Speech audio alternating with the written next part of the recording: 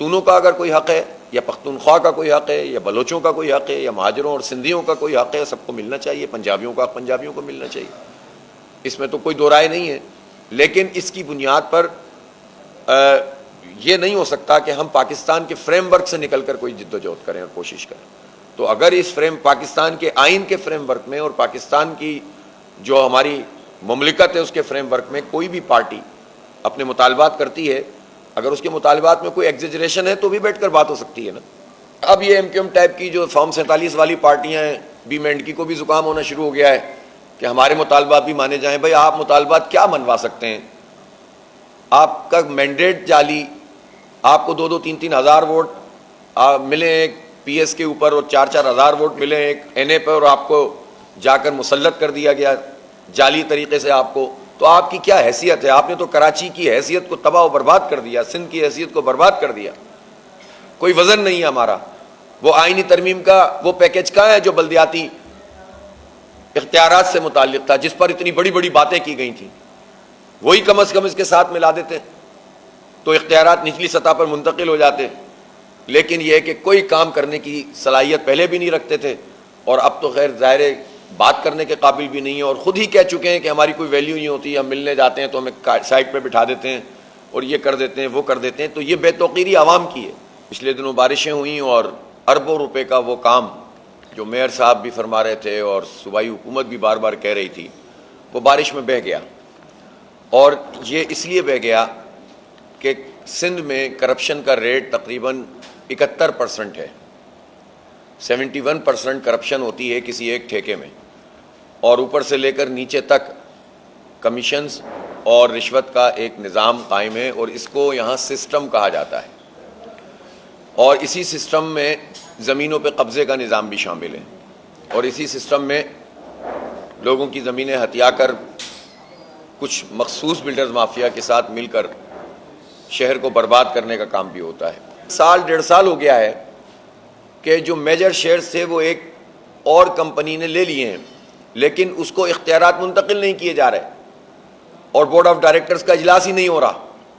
اور پرانی مافیا جو ہے وہ پوری طرح سے جو کارپوریٹ سیکٹر کے نام پر ایک دھبا ہے، وائٹ کالر کرمنلز وہ بیٹھے ہوئے ہیں کے الیکٹرک میں، اور وہ کرمنل جو ہے وہ پاور ہی منتقل نہیں کر رہا ہے، اور اس کے نتیجے میں پورا شہر وہ پریشان ہے. لیکن کوئی پوچھنے والا نہیں ہے. ایک جا کر ہائی کورٹ سے اسٹے لے لیتے ہیں، بات ختم ہو جاتی ہے. اور یہ جو قانونی طور پر اتنا بڑا کام کے الیکٹرک کرتا ہے، تقریباً آج سے 3-4 سال پہلے کی میں بات بتا رہا ہوں کہ 78 کروڑ روپے انہوں نے جو ہے وہ ان ساری چیزوں کے اوپر خرچ کیے ہوئے تھے جو لیگل افیئرز تھے. اور ان لیگل افیئرز میں سارے عوام کے دشمن افیئرز تھے، جو کراچی کے عوام کو نقصان پہنچانے والے امور پر انہوں نے ایک بہت بڑی ٹیم رکھ کر یہ سارے کام کرتے رہتے ہیں، اسٹے پکڑتے رہتے ہیں. اور ہمارا عدالتی نظام طاقتوروں کو سہولت فراہم کرتا ہے اور عوام کے نقصان کے لیے جو ہے وہ ان کو سہولت کاری کا کام انجام دیتا ہے. افسوسناک بات ہے، عدالتوں میں لوگوں کو انصاف نہیں مل رہا. اور یہ جو ساری کارروائی ہے عوام دشمن کارروائی، وہ عوام ہی کے بلوں کے نتیجے میں جو ہے وہ پیسے جمع ہوتے ہیں ان کے پاس. آپ دیکھ رہے ہیں پروجیکٹس ہیں بڑے بڑے، وہ پروجیکٹ 20 ارب کا ہوتا ہے اور جا کر وہ 100 ارب سے اوپر چلا جاتا ہے. 100 ارب کا پروجیکٹ ہوتا ہے 300-400 ارب پہ چلا جاتا ہے. ریڈ لائن 10-20% کام بھی اس پر نہیں ہوا اب تک. اور جو لوگ جو ہیں وہ پریشان ہیں وہ سب کے سامنے ہیں.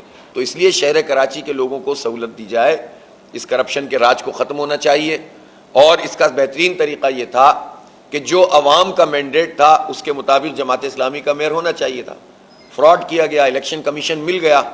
اور الیکشن کمیشن کا حال یہ ہے کہ ابھی فروری 8 پہ جو عام انتخابات ہوئے تو حلقہ NA 231 ہے، اس کی ری کاؤنٹنگ 4 اسٹیشنز کی ہو رہی تھی. اور اس ری کاؤنٹنگ میں ماشاءاللہ حکومتی پارٹی ری کاؤنٹنگ کے بیگ ہی اٹھا کر بھاگ گئی. ایک بورا جلا دیا اور ایک اٹھا کے لے گئے. پاکستان میں کوئی قانون ہے، کوئی عدالت ہے، کوئی الیکشن کمیشن ہے؟ حکومت اسی دوران اگر یہ کارروائی ڈالنے کی کوشش کر رہی ہے کہ آئینی ترمیم کسی طرح سے لا کر اپنے مقاصد پورے کرے، تو یہ کسی صورت میں بھی قابل قبول نہیں ہے.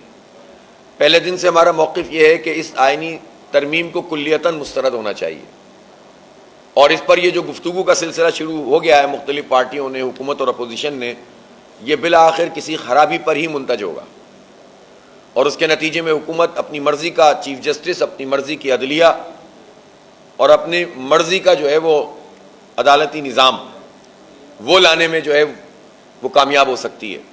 تو ایسی تمام جماعتیں جن کا تعلق اپوزیشن سے ہے، میری ان سے یہی اپیل ہوگی کہ وہ اس گورکھ دھندے میں نہ پڑیں،